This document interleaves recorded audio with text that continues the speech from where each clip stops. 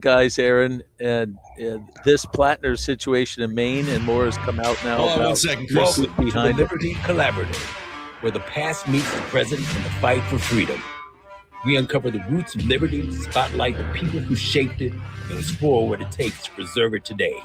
If you're ready to think deeper, stand stronger, and act with purpose, you're in the right place. Let's reclaim what matters most. And welcome, everybody. Boy, we are late today, thanks to me. It is the Liberty Collaborative Podcast. It is July 9th, 2026, and you have with us today Chris Coyle, Mike Hancock is back, and K. Carl Smith. So welcome, fellas, to today's show. Greetings. Welcome back, Mike. Hey, it's nice to be back. There you go. Hello to everybody.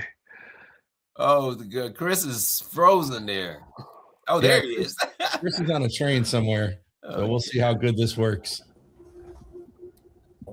Chris, can you hear us? I will rejoin when they come out of the tunnel.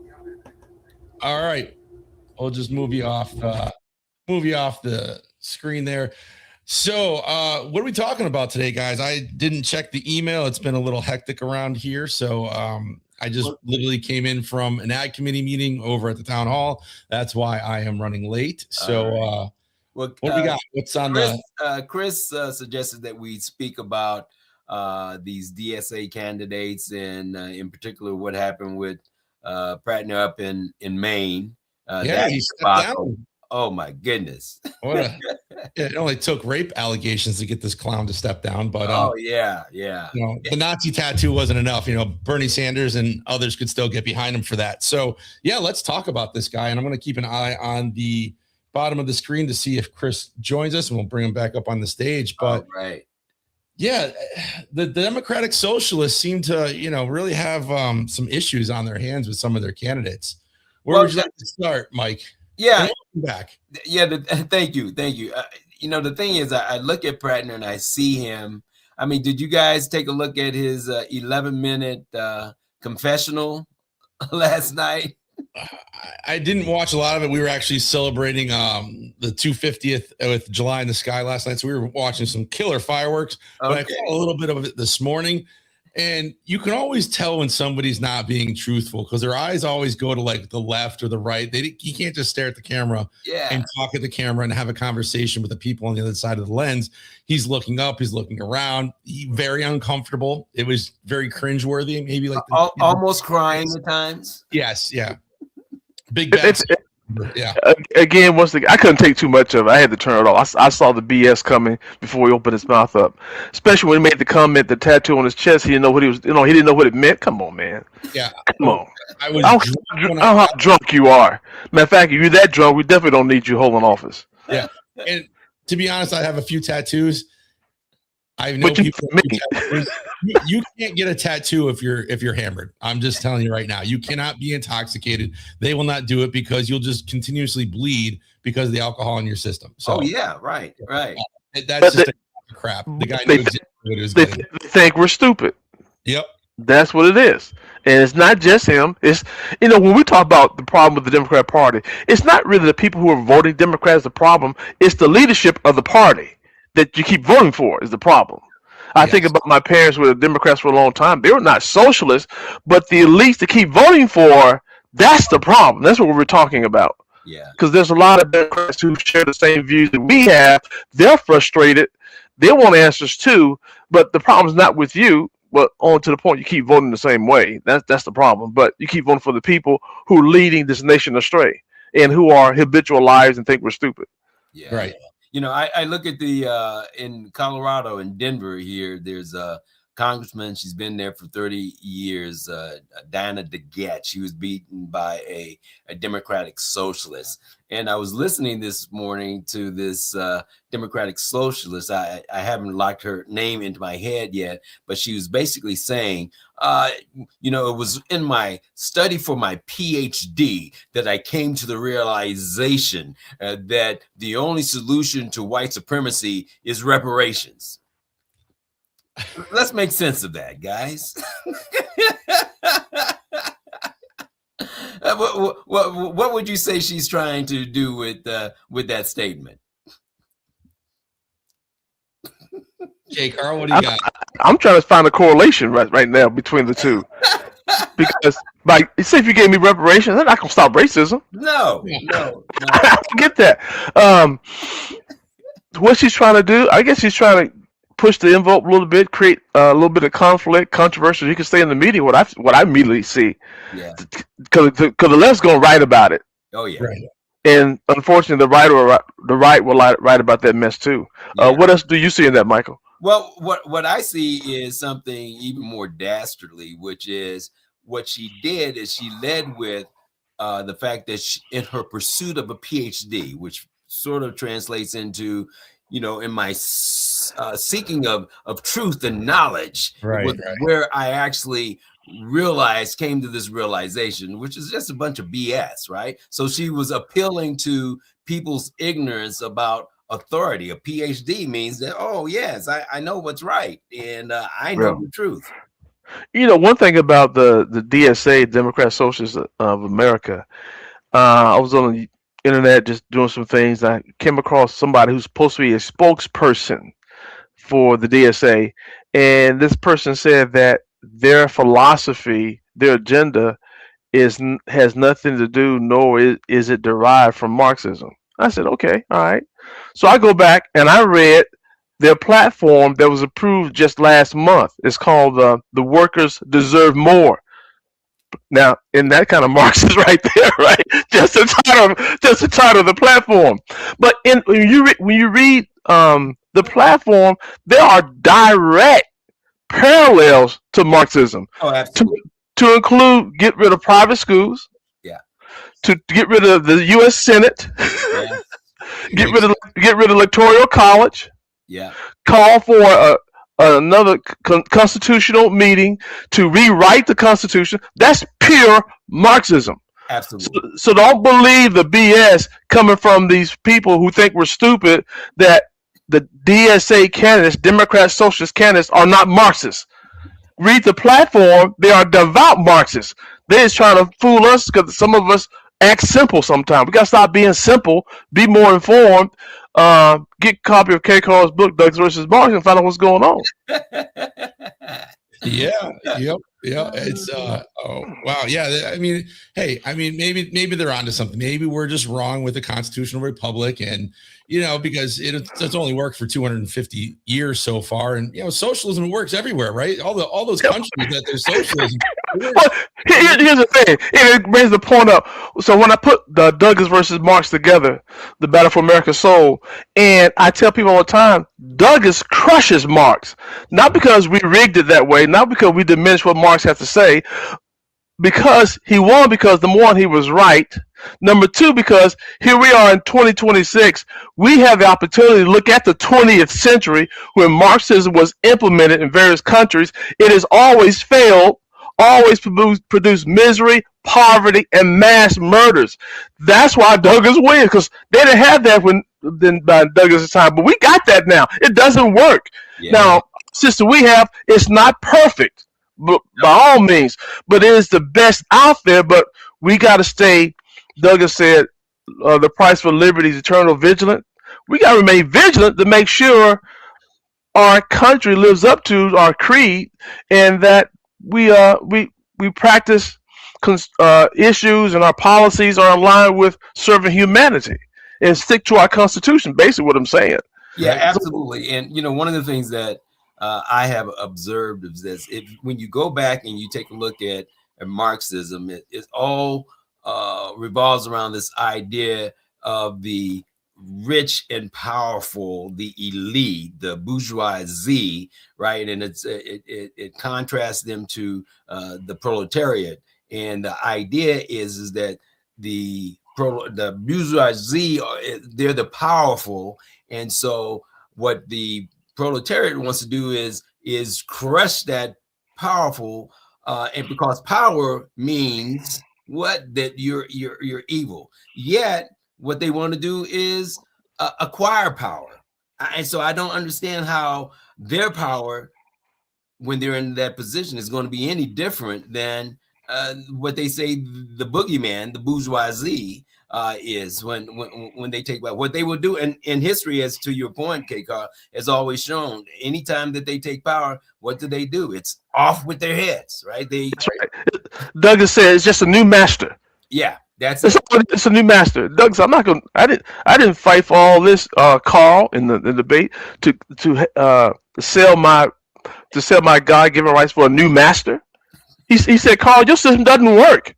Let's go look at Venezuela. Yeah. You know, was it Chavez in Venezuela? He was a Democrat socialist. Yeah. He destroyed the economy of Venezuela. And when you go back, you read the parallels, some of the things that Chavez implemented in Venezuela is in the platform of the Democrat Socialists of America. Take over major industries.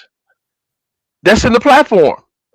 Power, utilities, internet companies. They want to take it over without any experience at all of ever having done any of that stuff. Chavez did the same thing. I'm telling you, when I read a study about what Chavez implemented when he went to Venezuela, destroyed the country, it is in the platform of the Democrat Socialist America political platform called "Workers Deserve More." And that's really scary, guys, because, you know, being here in Connecticut, I can go a few hours south to New York City where you have Mondami, and they just won a whole bunch of elections and knocked out incumbents based on this Democratic Socialist platform. And I can't seem to wrap my head around why people think this is a good idea. Is it because they don't know better? They don't know better. They don't know better. They never felt the sting and the pinch of.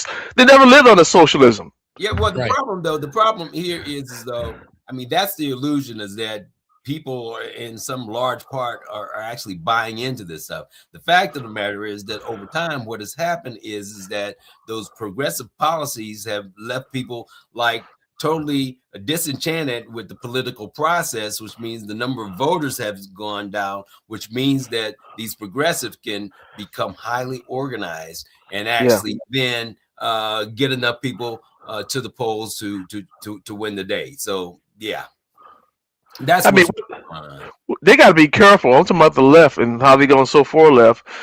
You want to see a revolution? You implement those changes in this country, you will have a revolution.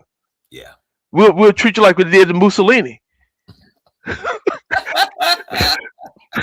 Did they drag his body down the street? Oh, gee, people are sick of that. Yeah, and we know better, and we thank God we have the Liberty message of Frederick Douglass to call out the false narrative of the socialist, Democrat, socialist, Marxist. When you read Douglass, man, it comes crystal clear. I mean, phew. I mean, it's unbelievable to me sometimes, guys, where I read Douglass and Karl Marx, two men born the same year, and they looked at oppression in the world and came up with two totally different worldviews. Totally different. Yep. Evil versus good. Well, but the way the progressives work, man, is that they'll use their evil to totally bring down a society, all along pointing at the good guy as being the bad guy. That's right. Projection. So it's a scary thing. It's funny too, because I ended up getting a shirt. I got a couple t-shirts the other day, and I got one that says, you know, like Charlie Kirk used to wear, "Socialism sucks." And so I have the Freedom shirt and that one. And so I wore that to the fireworks last night and figured it was, I'll stir the pot. I like to wear it around town. And I got more compliments on that shirt. They're like, yeah, you're right. Because it just says it in such a nice way. Right. And I always prepare myself when I wear a shirt like that, or like one of your shirts, K. Carl, where people are going to challenge me on it. Right. I'm always waiting for that to happen. I just don't know if I'm just not an approachable person, but I haven't gotten challenged on it yet. But it's very interesting to see how many head nods I get. So there's people out there that get it. I fear that the Democratic Socialists are really gaining ground right now with Mondami, and we're going to see issues come presidential elections. I think they gaining ground in some of these local elections, and of course, New York is a different thing. Right now, I don't see it happening on the national level, because because I say that because remember during the election, leading up to the election, the presidential election, ABC, NBC, all these even liberal organizations was doing these polls, and these polls came out saying that 75% of Americans think we're going in the wrong direction, and some of them include Democrats. So I think Americans, 75% of us understand we're going towards socialism, and we don't want it. I think it's going to be incumbent upon those who are going to oppose socialism to become better messengers of liberty, so we can awaken, especially the next generation who Right. being taught that America is evil. It cannot be. You can't fix it because you can always have this eternal strife between blacks and whites. All this eternal conflict. You can't. The nation can't repent. So that's the agenda that they push. But I don't think it will take over the country. I think, but they put up a good fight. But we got to fight back. We got to fight back with Douglas, in my opinion. And the thing is, as I say, you got to really pay attention to how these guys twist language and use language. That 75% of people being dissatisfied, the progressives would say what? Well, that's because of capitalism. That's because of white supremacists. And that's, Yeah. And then I'd say some significant percentage of people actually buy into that lie because they don't know our history. They don't know about Frederick Douglass. They don't know the real story behind Thomas Jefferson and how, as I'm looking at it, man, that guy, starting from the time that he was elected to the assembly in Virginia, the first thing that he did in 1769, he led with, look, a slave owner ought to be able to be free to free his slaves. He led with that. And he led with it when he wrote the Declaration of Independence and declared that in it that all men are created equal. And he led with it as the third president when he led the charge to stop importation of slaves. So, but according to the progressives, he was just this guy that raped Sally Hemings, and that's it. Right? That's who he was. This is a bad white supremacist. Yeah.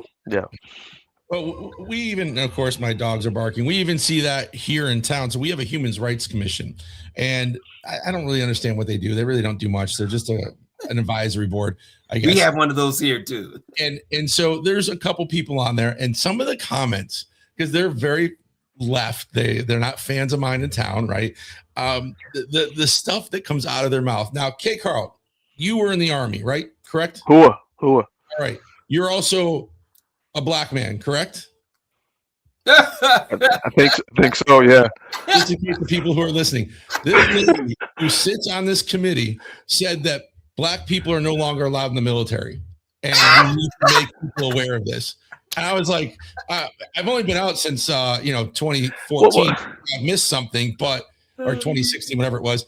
But the fact that they spew this nonsense, and this is what people buy into, like, oh my God, there's a crisis. They're not letting people of color into the military, or they're not letting Mexicans. I've fought alongside of people from every race and creed, and we never. I mean, I think maybe you can agree, Carl, that we make more fun of each other's ethnic background in the military than probably anywhere else.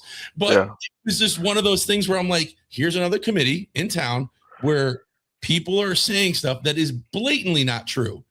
And now I have to go on public comments next time and call them out on it because it's on video, and it's everywhere. And you got to call them out because either they're ignorant, and we all are ignorant, but what they're doing is really an agenda. I believe they know what the truth is. Propaganda, they want to put it out there, and it goes back. They practice the propaganda technique of Joseph Goebbels, who was Hitler's propaganda minister. If you tell a lie often enough, right, people are gonna believe it, and you're gonna believe it yourself to be true. So this is intentional. She's not a dummy. She knows what she's doing, but you got to call her out right on the spot, and you got to be strong with it. That's what they do, and That's, people sit back and say, "Oh, I can't believe somebody do that or said that." You better believe they can do it, and they say it because they're doing it. And while you sit back there thinking they can't say it, underneath the covers, they're attacking and undermining our relationships with each other, where we're dividing and dividing this country. That's what they do. It's about destroying the United States from the inside. Absolutely. Yep, it is. It is. Well, I don't think Mr. Coyle is going to be joining us. I think that must be a very long train tunnel he's in. I know he's coming back from DC. So, I don't think he's going to make it back here with us. But, bring it back to this guy in Maine, Planter. It's very interesting to see the quality of candidates that the Democratic side is putting up. And to be fair, the Republicans we've put up bad candidates before. Absolutely. Right? But don't you think they knew his skeletons in the closet? I would think so. They do their homework. They do. I'm a former Democrat. We did operational research on candidates we put out there because we want them to win. Right. And they knew it, but they think we're stupid as Americans. They think we're stupid and we're going to just let it pass. That's how of a mental disorder I think the left is on, because they think we're stupid. Yeah. Right. And he's the second guy that stepped out of it, right? There was the guy from California, wasn't it? I think so. That other that guy, he had the CCP girlfriend or whatever for a while. Swalwell, yeah. So another one that the rape stuff comes out, drugging women to have their way. I mean, these are sick individuals that they're predators, and it's they should have stopped right at the tattoo and said, "Listen, man, we're not going to put you up on the ticket." But for some reason, they look the other way, and it took Bernie Sanders and somebody else said, "Oh, we're going to pull funding." What was it, Pocahontas, whatever? Yeah. Warren.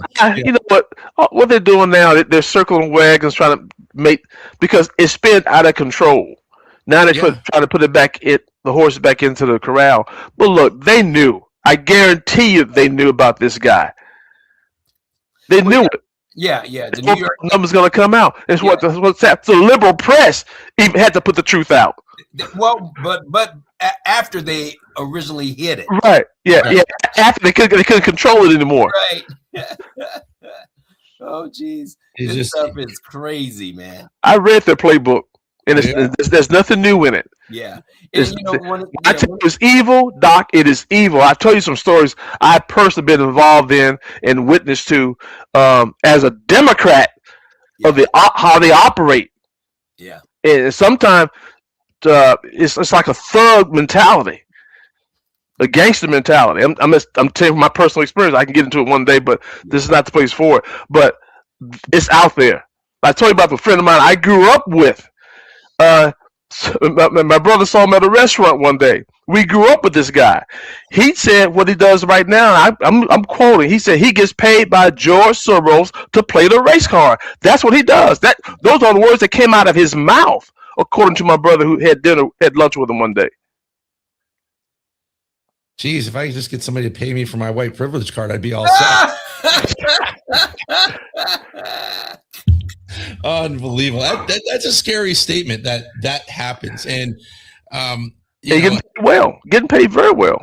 It's insane how at this day and age the race car can still be that strong. You would think at some point we would get past all that, but I want to share this with you, Aaron. Karl Marx had a white privilege card. It didn't help him out because he died. They put him in a pauper's grave. What, maybe 12 people attended his funeral? Unreal. And I gotta plug your book because normally Morgan goes to myself, and we've been doing homeschooling stuff, and so we've been reading a story at least twice a week out of the book. We've been going through it, and she just sits there on the couch next to me, and she'll read one of her books, and then I'll read a story out of that. And at 10 years old, she gets it. So people need.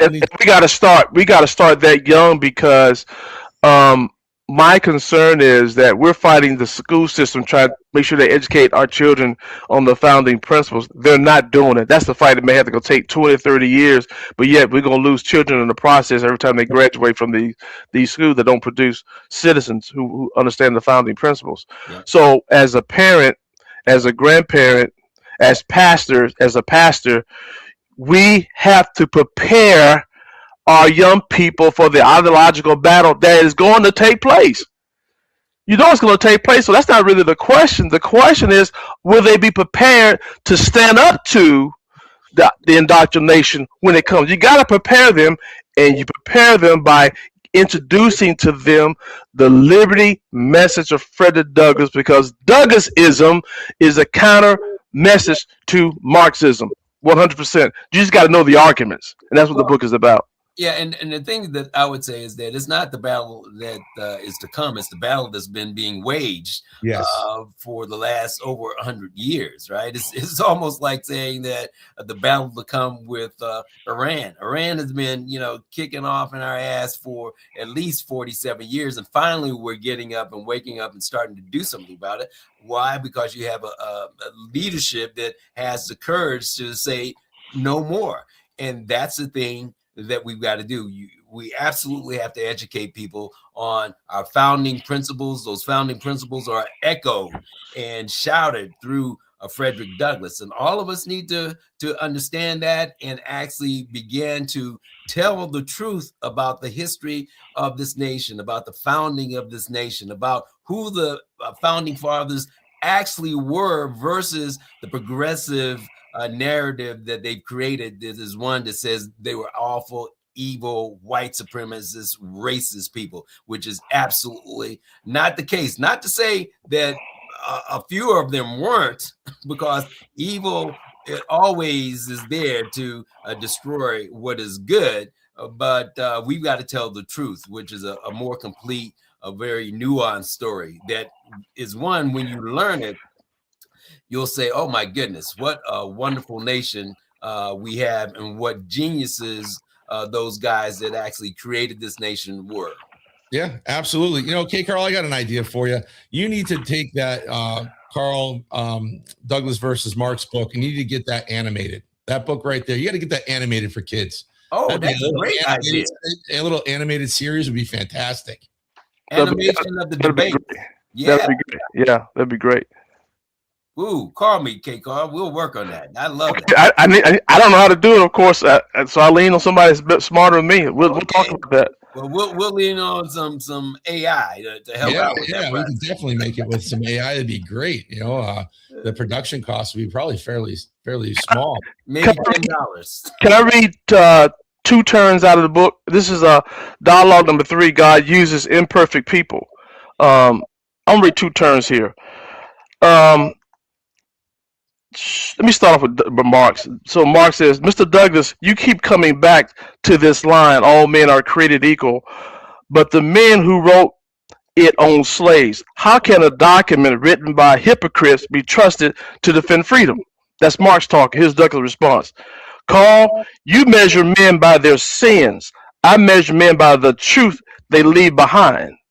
Yes, the founders were imperfect, but God has a long history of writing with his great truths through imperfect men.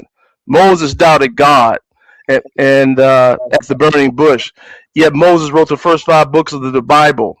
King David committed adultery and arranged a murder, and yet God gave him the Psalms. The Apostle Paul hunted Christians through the streets, yet Paul wrote most of the New Testaments. If hypocrisy counsels the writer, we will have no Bible at all. So you don't focus on the hypocrisy or the shortcomings of the founders, but you can't question what they put on paper, the creed, about all men are created equal. And K-Carl, what I would say is that the whole hypocrisy thing is a narrative that actually doesn't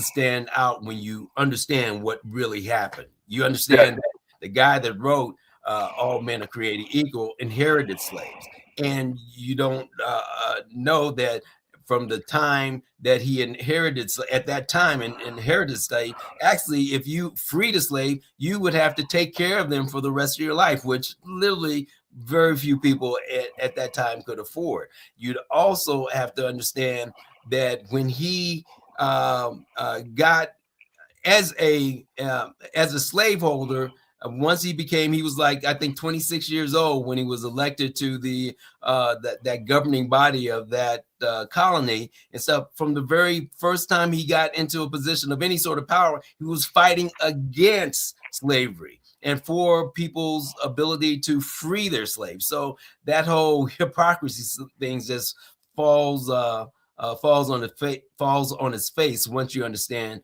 what really happened. Yeah. Yep, absolutely. Well, guys, we're hitting our 30-minute mark here, so we'll go around the Hollywood squares here, I guess is the best way to put it, and get signed off here. We did start a little late, so Carl, I'll start with you. Man, I have that to say. I've been running my mouth all morning here and still in the soapbox from you guys. So I would just say, gentlemen, have a good week. And to the listeners, become a student of liberty. Don't just take anything I say as truth. Like I tell my 14-year-old son, don't believe anything I tell you. I'm not going to lie to you, but you got to be careful what comes to your ears, through your ears to your brain. Question everything. Absolutely. And be a critical thinker. Absolutely.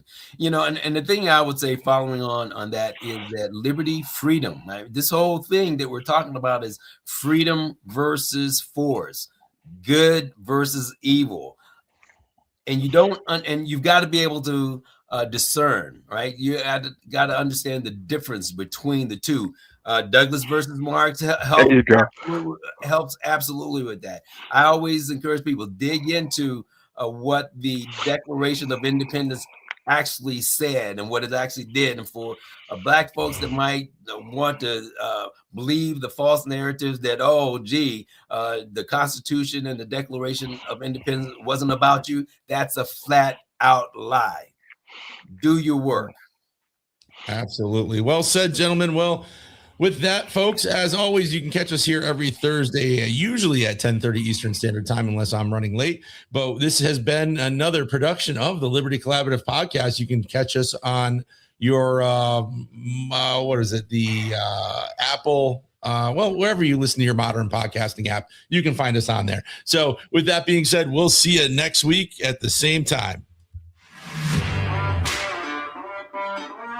Thanks for joining us on the Liberty Collaborative.